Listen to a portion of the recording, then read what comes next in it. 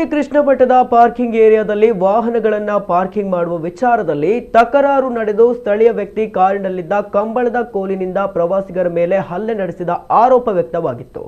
ಇದೀಗ ಹಲ್ಲೆಗೊಳಗಾದವರು ನೀಡಿದ ದೂರಿನ ಆಧಾರದ ಮೇಲೆ ಪೊಲೀಸರು ಆರೋಪಿಯನ್ನ ಬಂಧಿಸಿದ್ದಾರೆ.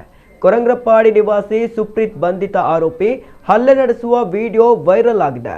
ಪಾರ್ಕಿಂಗ್ ಏರಿಯಾದಲ್ಲಿ ವಾಹನಕ್ಕೆ ಸೈಡ್ ಕೊಡುವ ವಿಚಾರದಲ್ಲಿ ಆಂಧ್ರಪ್ರದೇಶದ ಪ್ರವಾಸಿಗರ ಜೊತೆ ಗಲಾಟೆ ನಡೆದಿದೆ. ಪ್ರವಾಸಿಗರ ಮೇಲೆ ಕಾರು ಹಾಯಿಸಲು ಯತ್ನಿಸಿದ ಸ್ಥಳೀಯ ವ್ಯಕ್ತಿ ಸುಪ್ರೀತ್, ನಾನು ಲೋಕಲ್ ವ್ಯಕ್ತಿ, ಕಾರು ಚಲಾಯಿಸುವುದೇ ಹೀಗೆ ಎಂದು ಧಮಕಿ ಹಾಕಿದ್ದಾನೆ ಎನ್ನಲಾಗಿದೆ. ಅಲ್ಲದೆ ಕಾರಿನಲ್ಲಿದ್ದ ಕಂಬಳದ ಕೋಲಿನಿಂದ ಹಲ್ಲೆ ಮಾಡಿದ್ದು ಪ್ರವಾಸಿಗರು ಗಾಯಗೊಂಡಿದ್ದಾರೆ. ಹೈದರಾಬಾದ್ ಮೂಲದ ಪವನ್ ಎಂಬಾತ ಇದೀಗ ಸುಪ್ರೀತ್ ವಿರುದ್ಧ ದೂರು ದಾಖಲಿಸಿದ್ದಾರೆ. ಸುಪ್ರೀತ್ನ ಹಲ್ಲೆಗೆ ಪ್ರತಿಯಾಗಿ ಆತನ ಕಾರಿನ ಗ್ಲಾಸ್ ಅನ್ನ ಪ್ರವಾಸಿಗರು ಜಖಂಗೊಳಿಸಿದ್ದಾರೆ ಎನ್ನಲಾಗಿದೆ. ಈ ಬಗ್ಗೆ ಕೂಡ ಉಡುಪಿ ಠಾಣೆಯಲ್ಲಿ ಪ್ರತಿ ದೂರು ದಾಖಲಾಗಿದೆ. ಸದ್ಯ ಆರೋಪಿಯನ್ನ ಪೊಲೀಸರು ನ್ಯಾಯಾಲಯಕ್ಕೆ ಹಾಜರುಪಡಿಸಿದ್ದಾರೆ.